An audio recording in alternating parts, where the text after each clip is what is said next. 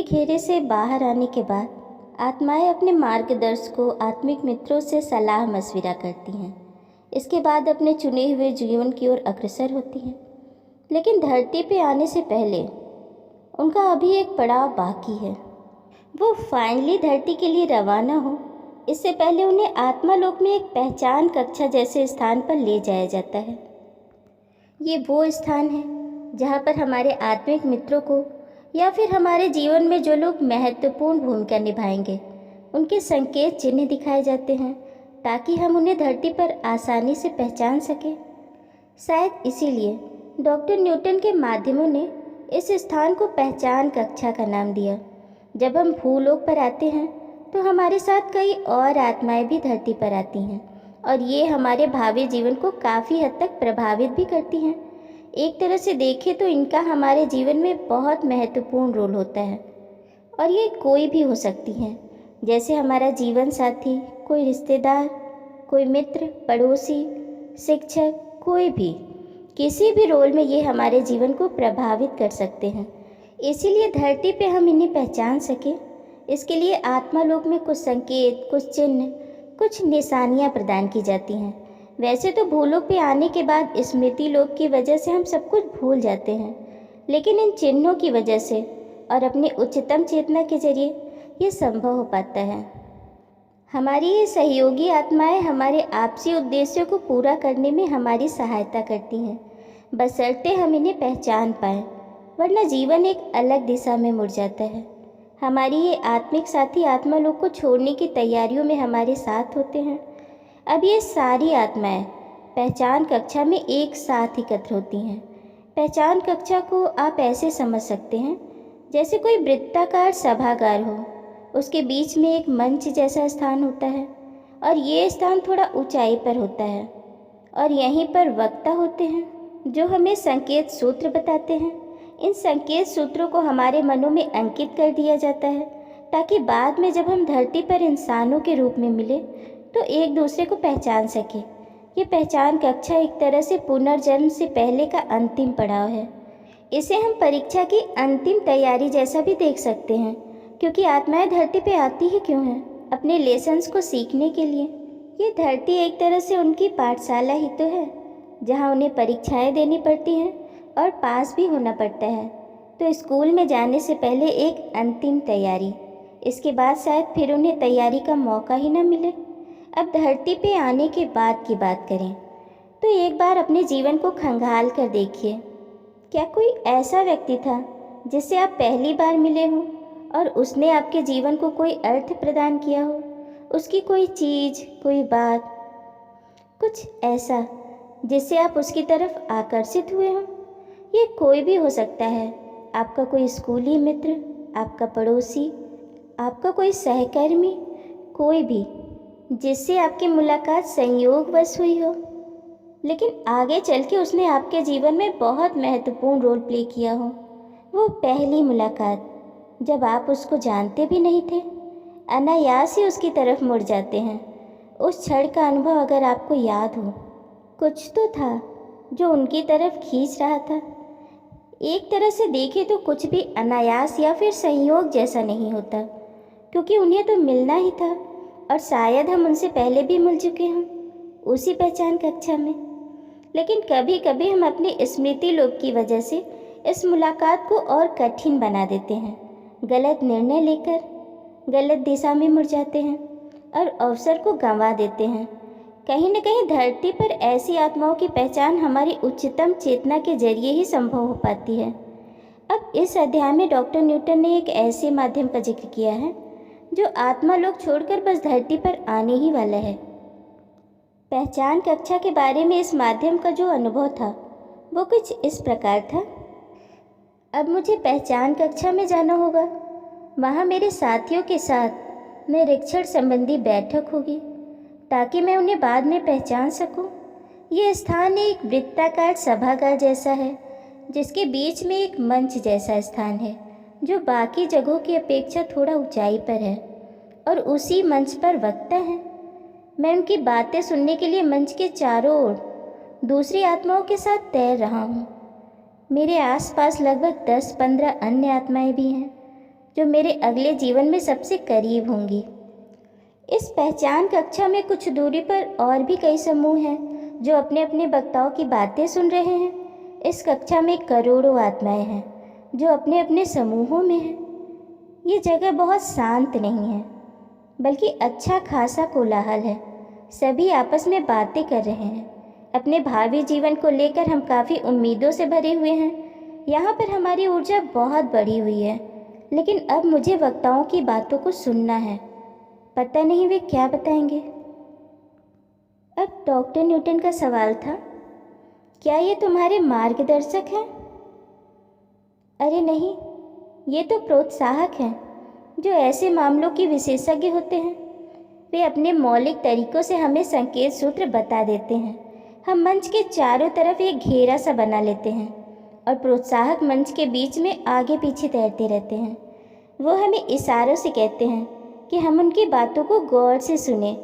हमें प्रोत्साहकों को सौंप दिया जाता है ताकि हम जान सकें कि भावी जीवन में किसकी उम्मीद कर सकते हैं। अब हमारे मनों में इन संकेत सूत्रों को अंकित कर दिया जाएगा ताकि बाद में इंसान के रूप में हम अपनी याद को ताज़ा कर सकें। ये संकेत झंडियों से होते हैं, जीवन पथ के चिन्ह के रूप में। ये चिन्ह जीवन के विशेष क्षणों में जब कोई महत्वपूर्ण बात होने की संभावना होती है, तब हमें जीवन की नई दिशा बताते हैं।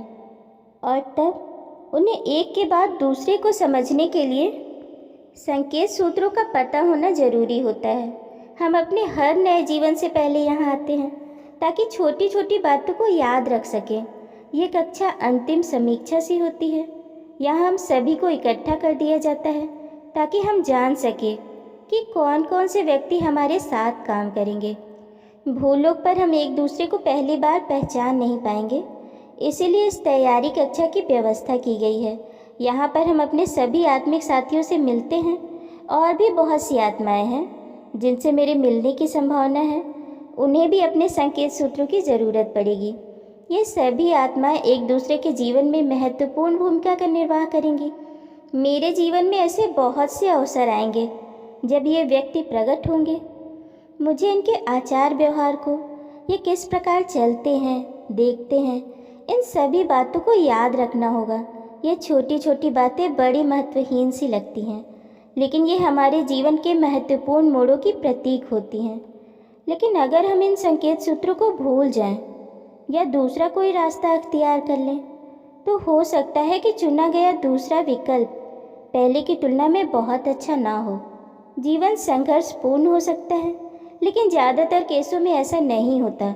इस कक्षा के बाद हम महत्वपूर्ण संकेत सूत्रों को जल्दी नहीं भूलते। अब माध्यम अपने वक्ता की बात सुनने लगता है। डॉक्टर न्यूटन ने उसे एक संकेत दिया था कि जब तुम्हारी बातें पूरी हो जाएं, तो अपने दाहिने हाथ की तर्जनी उंगली को ऊपर उठाना। तब मैं समझ जाऊंगा कि तुम्हारी कक्षा पूरी हो चुकी है और तुम उन संकेत सूत्रों के बारे में भली प्रकार जान चुके हो। डॉक्टर न्यूटन उसे बीच में टोकना नहीं चाहते थे। वे चाहते थे कि माध्यम अपनी वक्ता की बातों को ध्यान से सुने।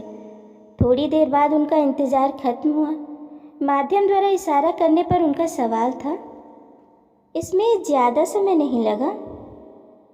जी, वक्ता को हम सभी को काफ़ी कुछ बताना था।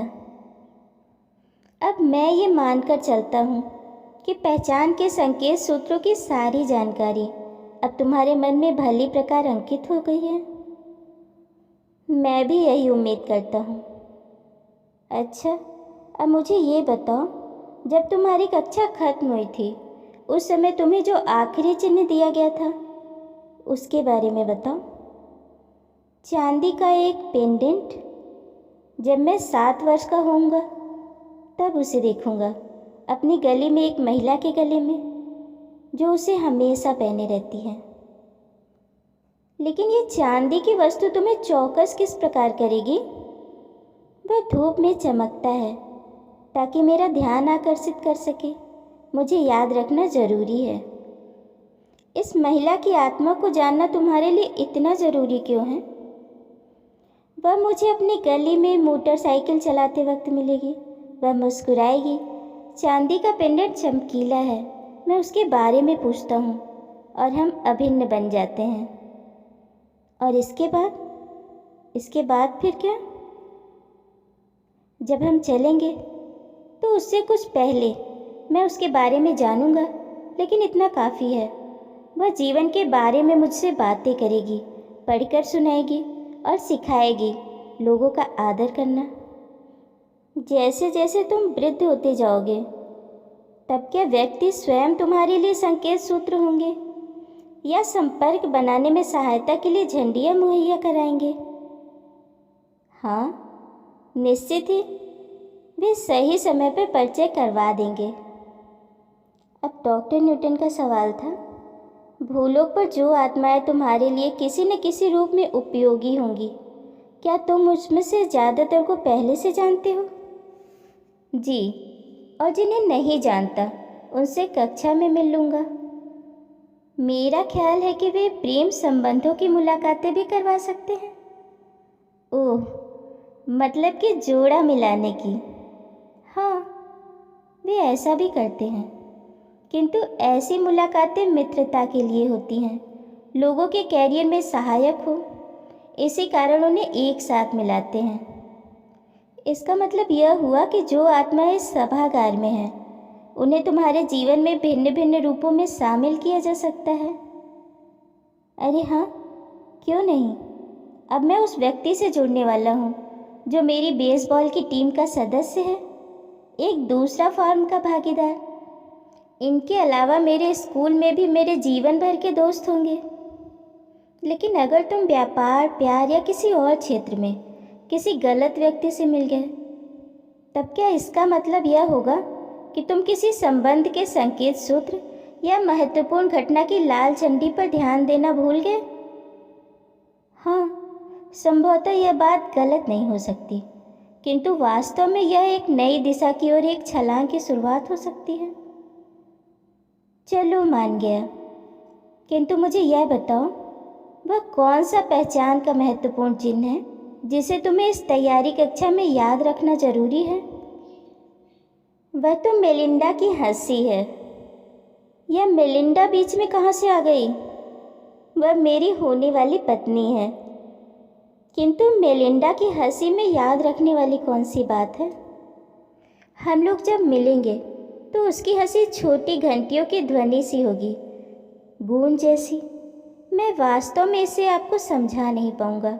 और फिर जब हम पहली बार नाचेंगे तो उसके शरीर की खुशबू, एक जानी पहचानी सुगंध सी, उसकी आंखें। अरे, ये तो तुम्हारी सहचरी के लिए तुम्हें एक से ज़्यादा प्रेरक चिन्ह दे दिए गए हैं। जी हाँ, मैं इतना बेअक्ल हूँ कि उन्होंने सोचा मुझे एक से ज़्यादा संकेत सूत्रों की ज़रूरत पड़ेगी। जब मैं किसी उपयुक्त व्यक्ति से मिलना चाहता हूँ तो उसके बारे में किसी भी तरह की गलती नहीं करना चाहता। और तुम्हारी पहचान के लिए उसे कौन सा संकेत सूत्र दिया गया होगा? अब माध्यम यहाँ हंसते हुए बताता है, मेरे बड़े बड़े कान, नाचते वक्त उसके पैरों पर पैर रखना, जब हम पहली बार एक दूसरे को बाहों में लेंगे तो हम कैसा महसूस करेंगे, वो सभी कुछ। अब यहाँ माध्यम को कई संकेत सूत्र दिखाए गए। पहला, जब वो मात्र 7 साल का था, अपने गले में खेलते हुए उसे एक महिला का पेंडेंट दिखेगा जो चांदी का होगा, और सूर्य की रोशनी जब उस पर पड़ेगी तो वो और भी ज़्यादा चमकीला हो उठेगा। उस पेंडेंट की रोशनी ही उसे अपनी ओर खींचेगी और फिर वो दोनों एक अच्छे दोस्त बन जाएंगे। दूसरा, उसकी बेसबॉल की टीम का सदस्य।